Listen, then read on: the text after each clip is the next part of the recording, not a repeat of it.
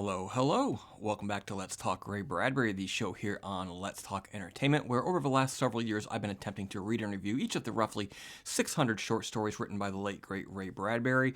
Today we are up to story number 245, which is also the sixth story in the collection We'll Always Have Paris. It also happens to be the namesake of that collection called We'll Always Have Paris, which appears to be an allusion to Casablanca, of course. As far as I know, this is the first appearance of the story in this collection. It was not previously published anywhere else. The way that these reviews work is I do a brief synopsis of what happens in the story and then sort of just wrap it all up with a very light analysis of what I took away from the story. And I mainly do these for my own entertainment, but on occasion I've found that some of you have found these reviews to be entertaining or perhaps even a little bit enlightening. So here we go. So let's take a look at that synopsis. So a man staying in a hotel in Paris with his wife goes out on a late night walk. It is their final night in the city before flying home tomorrow. His wife asks him to bring a pizza on his way back.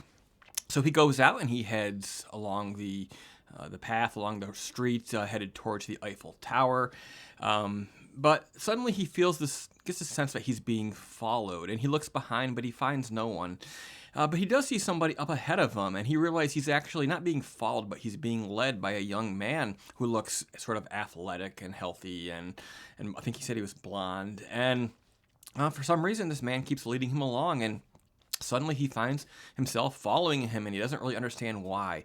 He leads him into a gymnasium, a sweaty, pitch-black gymnasium. You can hear sounds up above. He thinks he hears a cork popping, and there's music, so there seems to be a party going on upstairs, but suddenly he can hear the man shuffling and taking off his clothes in the dark, and they find themselves, also there's a language barrier going on here, so they can't speak to each other. But he doesn't quite understand what's going on here. But they stand sort of face to face, silently for a few seconds before the man kisses him on the forehead and then says good luck and puts his clothes back on and leaves.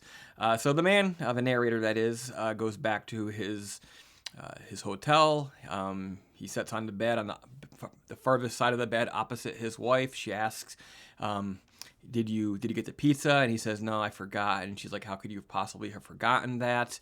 And then they remark that, they have their tickets for tomorrow's flight, but perhaps if they're lucky, they'll come back next year. So it's a very odd little story as far as Bradbury stories go. Having read, very nearly 300 of them, I would say this is quite a bit different from all those stories so far.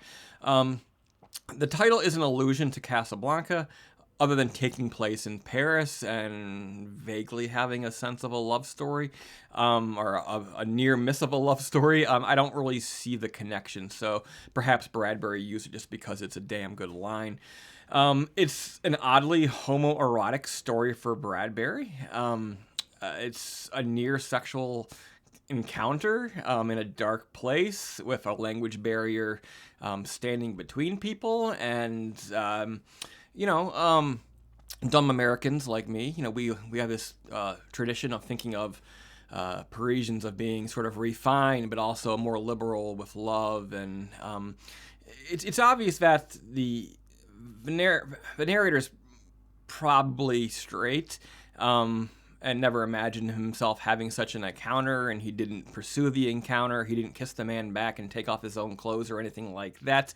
But it is about, how disarmed he felt by the environment and this person, and very nearly through a language barrier, finding himself in a situation that he wasn't prepared for.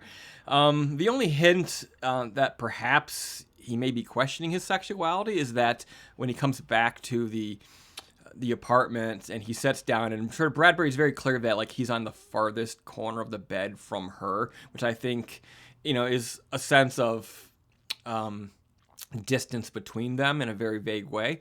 So there is that, but on the whole, I think this is a man who never dreamed that he might have such an encounter, and he did not pursue the encounter, and yet he doesn't feel offended by it. He doesn't feel like he was attacked, and of course the man didn't attack him. He followed willingly, and he didn't force him into anything, but there was a language barrier and perhaps a cultural barrier as well. So I think that's really what this story is about. And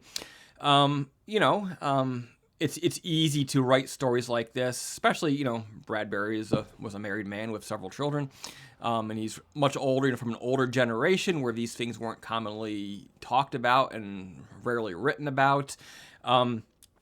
But there's no sense that he's trying to be controversial or offensive or to try and disgust people who are prudish and people who are offended by such a thing. And so I would say that, for an author who was in his late 80s when this story was written, it's surprisingly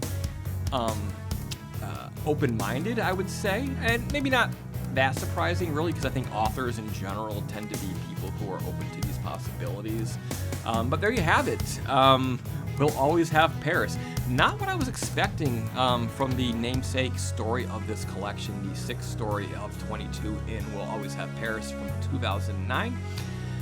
Next time, we'll be looking at Ma Perkins Comes to Stay as we quickly approach the halfway point in this collection. So tell me what you thought about this story if you've read it in the comment section below. Keep it friendly, keep it on topic, don't make it personal, and we'll get along fine. But until next time, curl up with a good book today, sheltered from that horrible winter weather we're having outside here, and enjoy yourself. So I will see you again soon on Let's Talk Ray Bradbury. Later.